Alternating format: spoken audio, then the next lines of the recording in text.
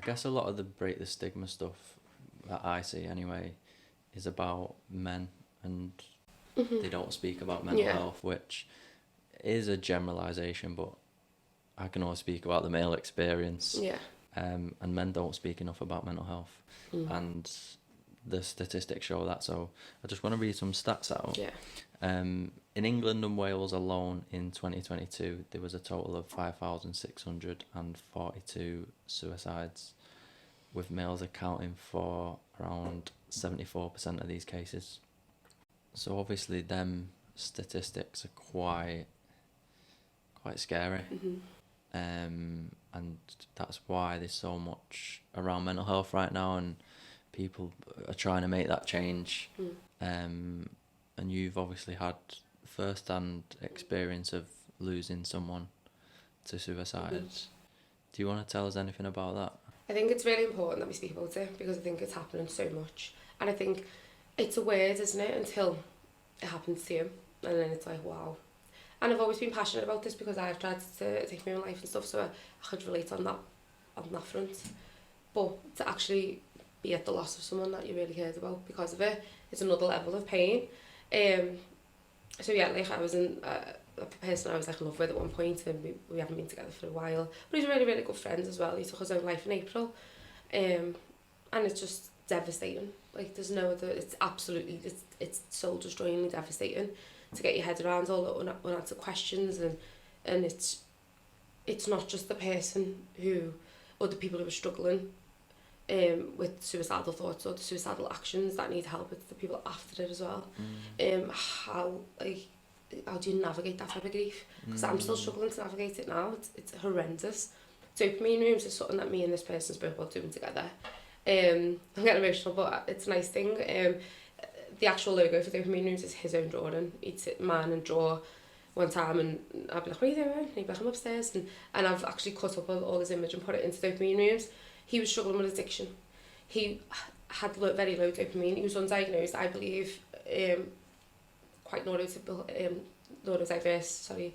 And when he done this to himself, he was on drugs, and obviously dopamine must have been low to be in them situations where alcohol and drugs are appealing anyway.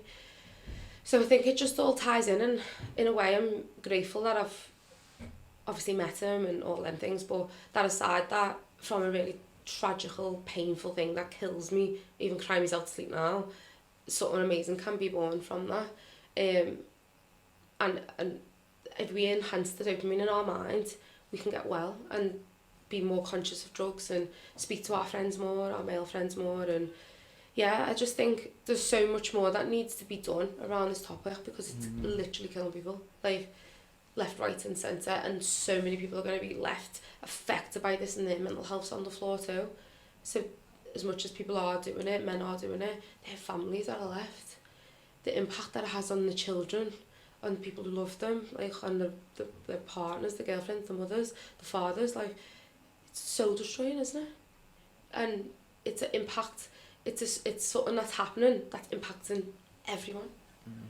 So yeah, it is painful, and obviously I'm just going to keep it quite light to talk about it, for my own self as well. And I'm grateful that I've got Dopamine Rooms as a tribute to him and all the amazing things that he was, because he wasn't just that. He was the most beautiful man you'd ever meet in his life. His name was Joe, and he was stunning, so clever, so creative. He was so feeling. And I was probably one of the only people, like including his mum and that, like he has a handful of people that he'd really cry to and open up to and talk to. And I just wonder now if he could do that with more people, or would things be different if the dopamine was raised? Would it be different? And I can't live in that, and we can't live in that, can we? But we can use this to try and help other people. This podcast is going to help loads of people, and it's dead important, isn't it? So yeah, I think that's, first of all, thank you for welcome. sharing that.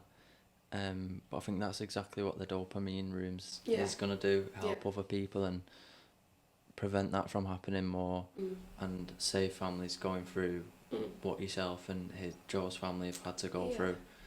They're still going through. Like, it's not getting easier. Like, it's not getting easier. If anything, it's getting harder. It's actually even getting harder. It's getting harder. Do you know what I mean? It's not getting easier. And I think For me, I can only talk from my own feelings. It does help me heal a little bit to know that I can use this. And I am trying to use all that pain to move it into something that is good. That he would be so proud of me. Do you know what I mean? Like, I'm getting emotional saying that, but he was like so proud. And I think the realness of emotion and showing people the impact of what it can do and how it can affect people, and might want people want to get involved in dopamine rooms too. Might want people to speak to their families, you know, you're not on your own. Yeah, I think that message is massively important. Yeah. I think he would be proud of you. Yeah, I do. I know he would. He always said, like, do everything you say you're going to do. And we spoke about this, and then I keep hearing his voice in my head. He's from Birmingham, so I was like, you're amazing. You're amazing. I can't do it, but yeah. He was amazing. And in a weird way, he's still guiding me through this whole lifetime of stuff now. I know he is. And his whole logo, if you see Dopamine Room's logo, it's unbelievable. Can't take all the credit. It's him as well.